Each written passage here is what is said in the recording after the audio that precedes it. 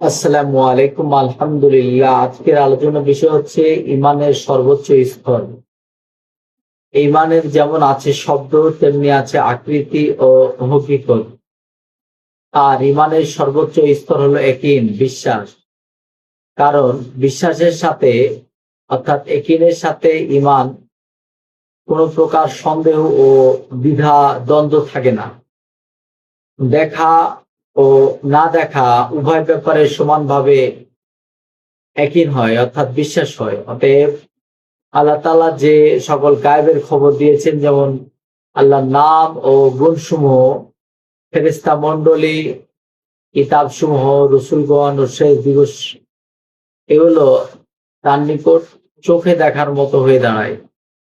আর ইহাই হচ্ছে পূর্ণ ইয়াকিন ও হাল ইয়াকিন। এছাড়া ধৈর্য ও ইয়াকিন দ্বারা দিনের মাঝে নেতৃত্ব লাভ করা যায়।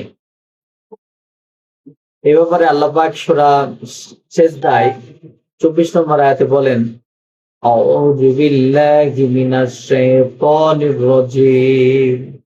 বিসমিল্লাহির রহমানির রহিম।